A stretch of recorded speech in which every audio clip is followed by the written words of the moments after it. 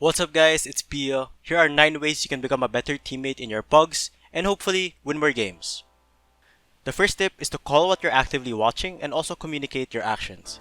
You have to be proactive with your comms, especially if your actions leave a timing that exposes your teammates. With active comms, your teammates are aware of what spots you have vision and control of. And if you are leaving a spot or giving up control, do let your team know so they can mind that gap or avoid being exposed to it.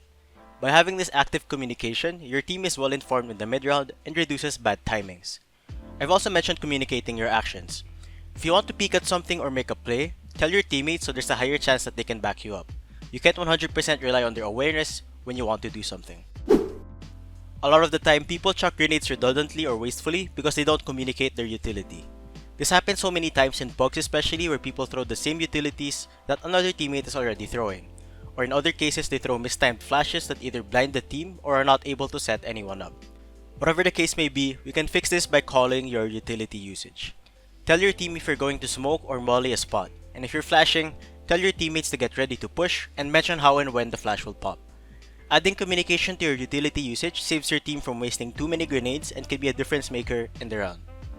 Next tip, call and follow your team's buy whenever possible. You can outright lose games if your team does not buy together or know how to properly manage the economy. In some cases, some of your teammates might force buy when you should be saving, or eco when it should be a buy. This results in mixed buys where some have proper guns and utility while others have shit guns and no grenades. Doing this repeatedly means you don't get to build your economy, and what ends up happening is that you rarely get quality gun runs and settle more for low percentage bad buys. So if you're highly familiar with the economy, don't be afraid to suggest when people should eco, force, or full buy. And when I say buy with your team, it means everyone follows the same plan of either full buying, half buying, forcing, and saving. In your PUGs, you will get those teammates that would rather force every round, but as much as possible, try to manage the economy with your team. And while on the topic of economy, you should always check if you can drop a teammate a gun during buy runs before you go for extra grenades or a pistol. In some cases, skimping on an extra flash or HE could mean the difference between dropping a FAMAS or M4 to a teammate. And your teammate having a proper gun could lead to a better chance of winning that round. Though some of your more quiet teammates won't even ask for a drop even if they need, so you kinda have to take the initiative if you have extra money. Others, however, simply gesture that they need a drop, so be on the lookout for that as well. Fifth tip, be consistent with your positions on CT and T. At the beginning of a half, choose a spot where you will mainly play and tell your team. But you should also let them know if you want to play somewhere else. By letting your team know where your spots are, you give them some stability and they'll know what to expect from you.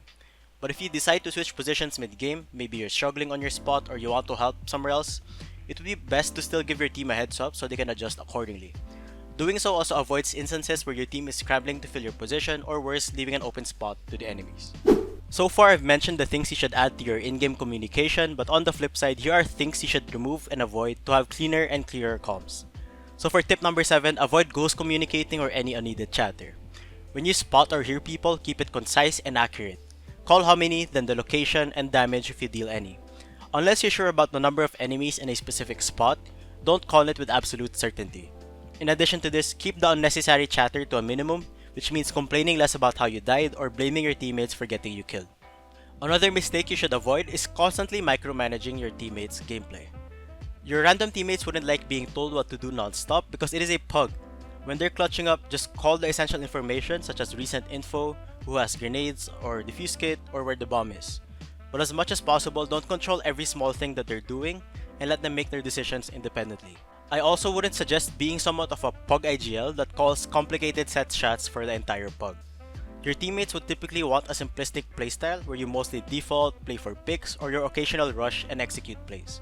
So keep it simple, don't be too controlling, but also know when to lightly call and suggest stuff. Okay, now moving on from in-game communication. Don't be afraid to take initiative during your games. If your team is having a slow and quiet game, this is where you kinda have to step in to fill the gaps. If they're not getting any openings, maybe consider entering for them and asking for support. If your teammates are constantly getting picked off without any refrags, try staying in a pack with them to support and help trade out. If the current setup on CT or T is not finding success, don't be scared to suggest adjustments or point out gaps your team can exploit. Those are just some common situations that you would find yourself in PUGs where you really need to take action to turn your team around, or else you'll just flat out lose. And for my last overall tip, keep a solid mental throughout the whole game. It sounds easier on paper, but you should keep a positive attitude regardless if you're losing rounds, or if your teammates are having a slow game, or if you're having a bad game. If you succumb to tilt, your performance will suffer even more along with your communication. And if you verbally tilt at your teammates, then you bring the team morale down and cause others to give up as well.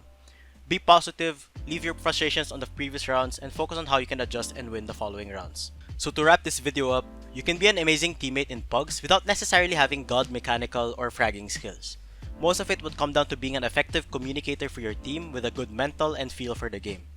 I know that this video is mostly focused on you PUG players out there, but I believe that some of these tips can still carry over and apply to a more serious team environment. So that would be it for today. Thank you guys so much for watching. Please like and subscribe if you've learned and enjoyed the video. I'll see you in the next one. I'm Ada.